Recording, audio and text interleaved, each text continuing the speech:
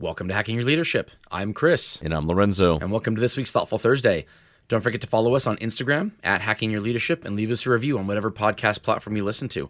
On this Thoughtful Thursday, I want to talk about the huge increase in the number of kind of people-first moves that many organizations are making right now. You know, we have the great resignation that we're in the midst of. People are leaving jobs, but not leaving to go sit at home. They're leaving jobs for other organizations. They're looking for the things out there, and companies are contending with incredibly high levels of turnover, more so than they've experienced in a long time. And so they're reacting by saying, all right, what do we need to do to make this a better place for our people to work? What do we need to do to become a people-first organization, or to really consider the employee experience more so than we've done in the past? But that can be a double-edged sword when it comes to the type of people you bring in to kind of make this work happen, in terms of it's either disingenuous or in some cases maybe too effective. What do you think about this? Yeah, I agree. I think if you scan through LinkedIn, the amount of chief people officers, learning and development, IE&D work jobs. You see a lot of organizations and companies that are basically leading up front and saying we want to have a better people culture in our companies, which makes a lot of sense, especially in spaces where it's a highly competitive workforce. You got to figure out ways to make sure that those that work with and for you have a culture and an environment that is conducive to what they're looking for. But I absolutely agree that it's really important to take into consideration what are the things that you need to offer as a company that puts you in a competitive space from a talent standpoint, but also considering what are the things you have to do as an organization to maintain your growth and development, or your growth and your profitability as a company, because there is no opportunity to have an amazing work culture if the company doesn't exist because it's not profitable. And at the same time, we always know there's a sweet spot, I believe, in profit and growth where people feel inspired, they feel empowered, they feel challenged to do good work, but they celebrate on a larger level, and there's not these big number commitments, and it's this number, or we cut people every year, or we furlough or we lay off, that type of thing. So I think there's a balance that has to be discussed here, but it can be a very slippery slope for companies that maybe have never had that type of culture and environment, and then are looking to kind of bring it in and recruit for it and advertise with it. There could be a lot of places where there's going to be some healthy debate and some battling out of what makes the most amount of sense for each company and organization. Right. So this is an interesting space because, if you just say, go find me a group of leaders who are committed to the employee experience and, from a day-to-day standpoint, and who are going to be really good at implementing policies that put the employee experience first, that's not a tough thing to do. And if you say, go find me a group of people who are really good at kind of measuring and figuring out what we need to do to perform, what we need to do to become profitable, or to become more profitable, also really easy to do. The tough one is find me a group of people who will be great at delivering performance while also delivering a great people experience in roles where the job being asked to be performed is not related to something that person actually wants to do for the rest of their life.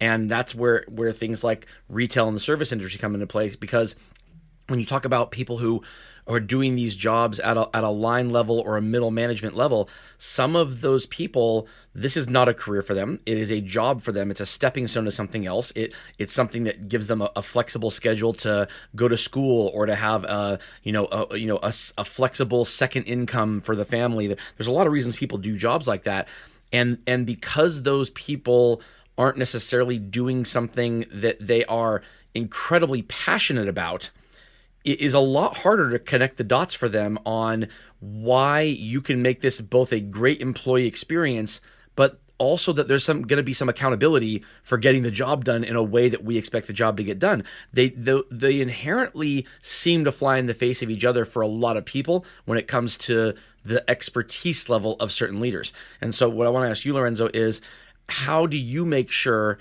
that when you're getting leaders in there, that they don't over-index on one versus the other, because I'm sure there are people who just love the employee experience, and you got to say, hey, what are we doing to kind of increase performance, because this person's just not delivering, versus, hey, you're coming down a little hard. People are delivering for you, but they're going to burn out and they're going to start leaving because they don't see it as necessarily a great place.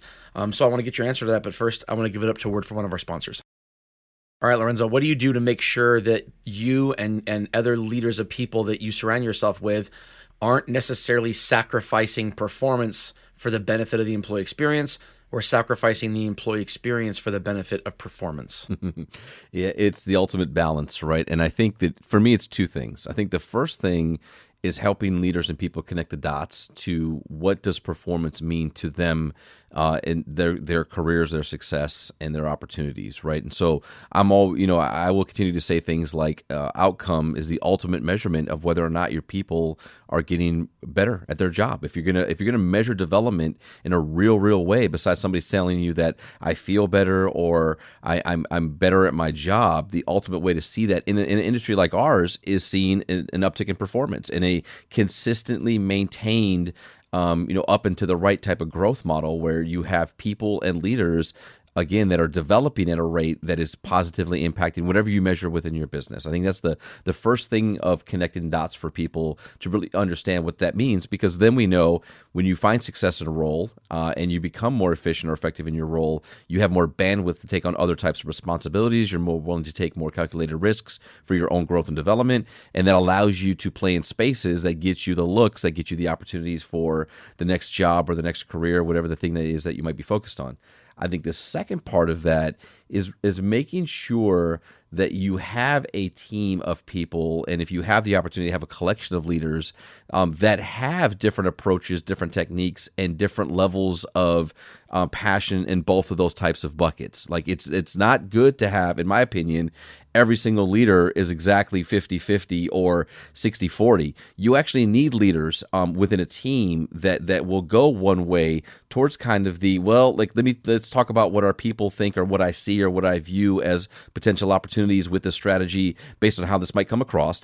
At the same exact time, you need a leader who says, yeah, but this is what we're being asked to deliver upon, and we need to meet and achieve or exceed this expectation over here to make sure that we're playing in a space that allows there to be opportunities for all of us and for our people. So you need to have different leaders that index one way or the other on a team, because what you're looking for is then a strategy or an approach that lives more closer to the middle, that is exciting, it's empowering, it's recognizing great work, and at exactly the same time, it's helping our people understand what they're getting out of performing at this higher level. So I think for me, those are the two things that I look at and kind of have learned over my career, to constantly be in dialogue around and constantly helping people to understand both the kind of the how does development show up as outcomes, and how do you make sure that it's okay that you have teams of people where they index one way or the other, but that we work together to make sure that a larger strategy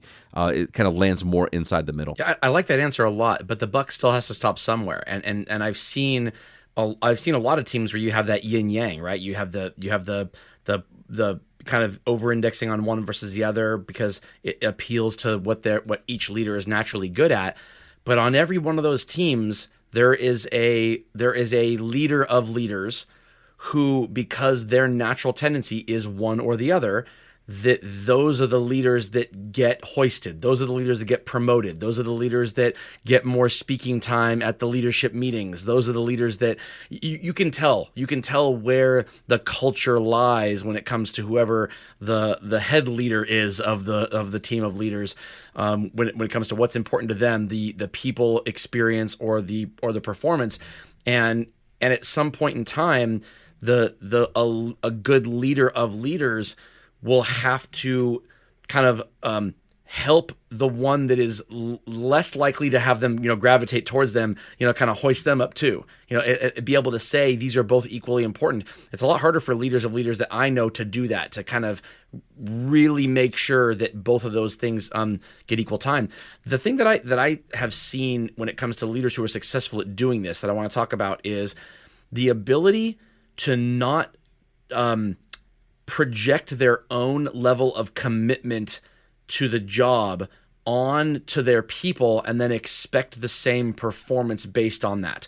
And so if I am a leader at an organization and this is my career and this is what I am doing for a living, and I'm not, this isn't a secondary income or a stepping stone to something else. This is what I do. And I have people working for me where that's not the case. This is a stepping stone. This is something that is temporary, and we know it's temporary. It is so frustrating to see the tendency of so many of these leaders. They act in a way that says, hey, I'm committed to this. This is my career. But then I also hold my people to the exact same behavioral standards that I deliver, meaning there are sacrifices that I make in order to make sure that I know, because I know this is my career. There are things that I give up in my personal life because I want to move up or move forward or move ahead. There's a balance, but there are things that I have to do if I want to say, hey, I'm committed to this. This is my career. These things are not things that my people are going to give up or compromise on or change on. And to expect that of them, or to hold them to a standard that says, you say you're committed, but your behavior says you're not. Well, no, they never said they were. They said they wanted the job. They never said they were committed to it in a way that you, the career person, were committed to it. And so leaders who have the ability to take a step back and say, you know what, the people that I'm leading, they are not committed to this the way that I am, but that doesn't mean that I can't hold them to a standard of performance. It just means that I can't expect them to make the same sacrifices that I'm willing to make. I think those are the ones who do this really well. Well, and I also think, though, too, as you were kind of walking through that, I think as leaders in spaces like this, you have to be very, very clear about something. That is like, what do we do? And there's an attraction to making that very muddy. There's an attraction to adding a bunch of different words and ideas and thoughts and types of things around what we actually do. Like, I've made my entire career in retail. Okay, you know what we do in retail? We sell things, and we sell things to people, and we do that by being very knowledgeable about them. We do that by listening to people and providing them with options and solutions that may be helpful to them and things that they'd be looking to buy. But we sell things. That's what we do. And we have an organization that pays us to make sure that we are selling things with integrity and in a way that is representative of the brand. That's what we do. How we do that, that is the important part in the influence of leadership. I believe that we don't get to redefine what we do.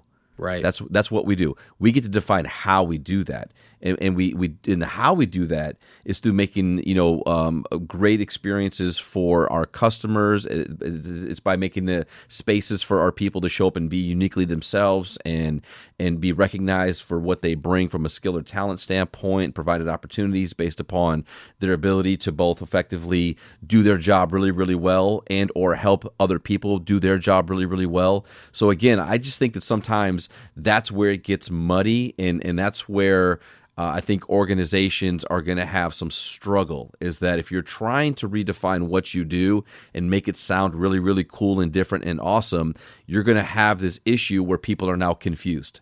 And when they're confused, it's hard for them to go out there and be super clear about what we do, and then our responsibility of making sure that how we do that is a very healthy and in way that provides great experiences for people and career opportunities. Right, that's so true. The entire industry, when it comes to service and retail in general, is kind of suffering from this. We don't think people want to do this, so instead of saying we want the best people who can do this, we want to put a mask on and be something that we're not.